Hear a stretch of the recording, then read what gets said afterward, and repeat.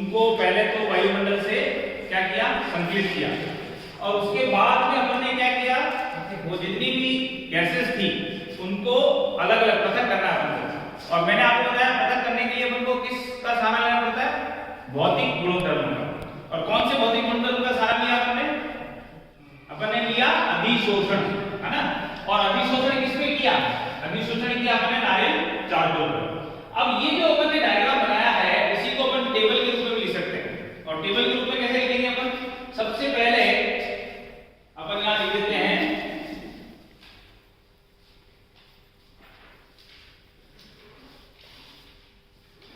यहां पे लिखा निष्क्रिय गैसों का मिश्रण, निष्क्रिय गैसों का मिश्रण। अब इस मिश्रण में सभी है, हीलियम भी है, नियॉन भी है, आर्गन भी है, क्रिप्टॉन भी है और ज़ीनॉन भी, पांचों हैं। अब इसमें क्या किया था आपने, सबसे पहले इसको -100 डिग्री, देखो अभी अपन क्या कर रहे हैं, अपन पास में गैस है सारी, है ना। गैस को लिक्विफाई करने के लिए अपन को क्या करना पड़ेगा, ठंडा करना पड़ेगा। तो अभी जो भी अपन काम कर रहे हैं वो किस पे कर रहे हैं, -डिग्री। और -डिग्री टेम्परेचर लाना बहुत कठिन काम होता है, इतना आसान काम नहीं होता। तो सबसे टफ काम जो है वो यही है, -100 डिग्री पे। और जब -100 डिग्री पे अपन ने किया तो क्या हुआ था, यहां पर कौन कौन सी गैसें हो गई थी, अधिशोषित।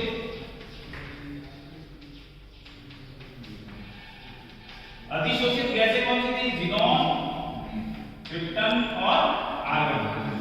और यहां पे जो अधिशोषित नहीं होती, जो अधिशोषित नहीं हुई,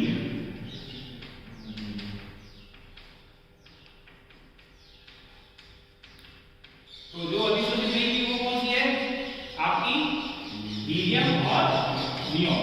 अब अपन क्या करेंगे, वापस यहां पर अपन जाएंगे -180 डिग्री तक।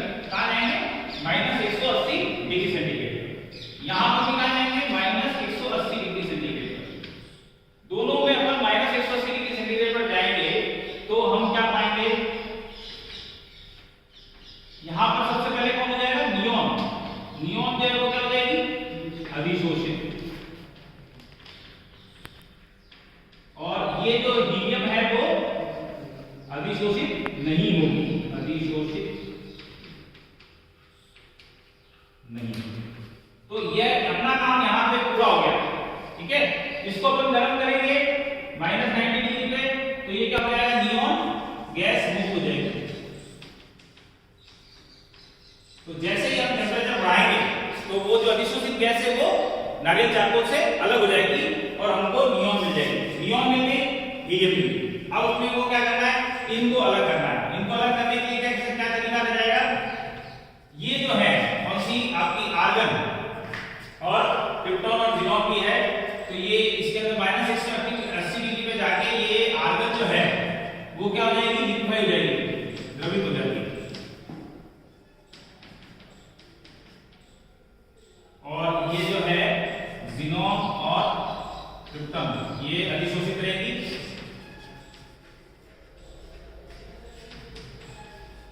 और फिर इसको गर्म करना है -90 डिग्री पर, और उसके बाद में फिर वापस 0 पे करना है। आ जाओ, कौन सी क्लास, आ जाओ।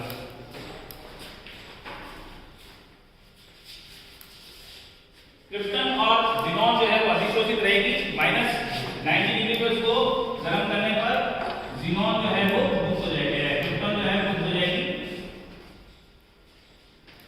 हाँ आ जाओ,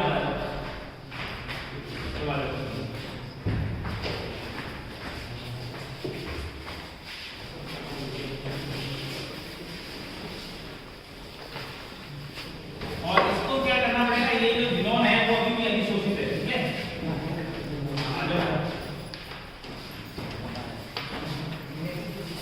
अब इस अधिशोषित गैस के लिए अपन को क्या करना पड़ेगा, यहाँ पे 0 डिग्री सेंटीग्रेड तक लाना पड़ेगा, तो ये ज़ीनॉन भी मुक्त हो जाएंगे। तो हमारे पास में यहाँ पर 3 में से एक द्रवित हो गई, तो द्रव बन के वो अलग हुई। वो दीवार जो आपका चारकोल दीवार जो फ्लास्क है, उस दीवार फ्लास्क के अंदर मैंने क्या बताया था, ये यहाँ पर वो द्रवित हो गया है।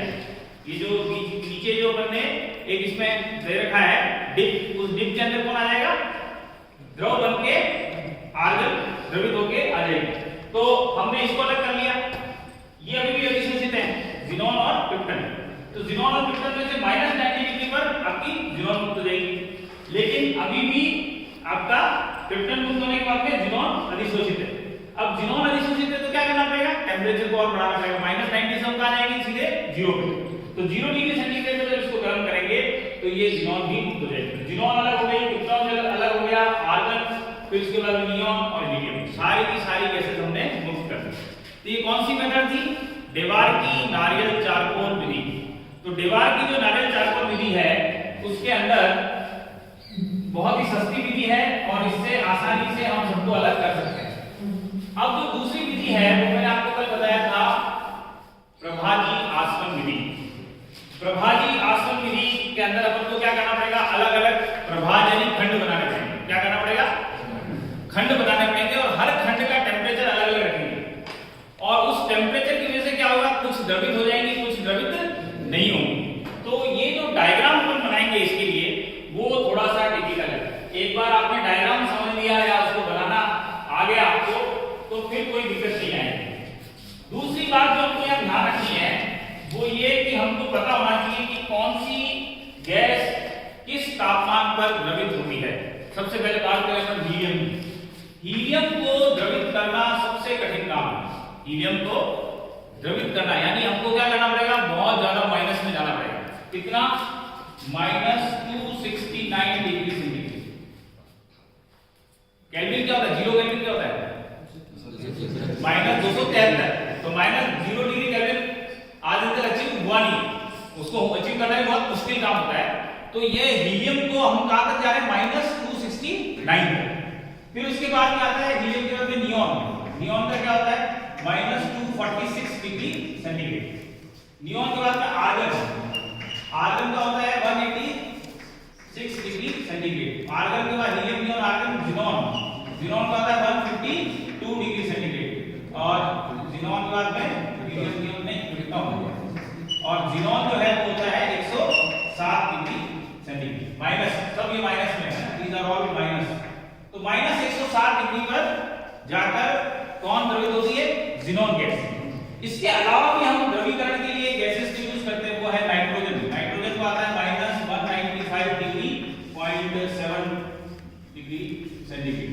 नाइट्रोजन पर ऑक्सीजन। ऑक्सीजन में क्या होता है, -183 डिग्री सेंटीग्रेड। और ऑक्सीजन के बाद में और क्या यूज ले सकते हैं अपन, हाइड्रोजन हो गया, हाइड्रोजन। हाइड्रोजन जो है इसके लिए होता है -253 डिग्री सेंटीग्रेड। तो ये वो गैसें हैं जो हम काम में लाएंगे। क्या काम आएंगी ये गैसेस, ये जो गैसेस हैं इनको जब ठंडा करेंगे, द्रवित, अगर ठंडी गैस ले ली तो मतलब हमने कितना टेंपरेचर ले लिया, -253 ले लिया।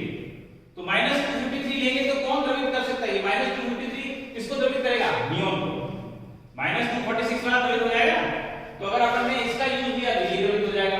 और अगर ऐसे ऑक्सीजन है, नाइट्रोजन है, नाइट्रोजन को लिया तो क्या होगा, आर्गन आपकी द्रवित हो जाएगी। अगर आपने द्रव नाइट्रोजन ले लिया तो द्रव नाइट्रोजन क्या करेगी, आर्गन को द्रवित कर देगी।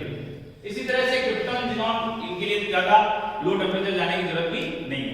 तो अब जो हम दूसरी विधि पढ़ रहे हैं, ये विधि क्या करेगी, आपका जो इनर्ट गैस का मिश्रण है उस इनर्ट गैस के मिश्रण को पृथक करेगी। और उसको पृथक करने के लिए कौन से भौतिक गुण का सहारा ले रहे हैं, वो है प्रभावी आसवन विधि है। इसमें हम उसके बॉइलिंग पॉइंट का सहारा ले रहे हैं, ठीक है ना। अब अपन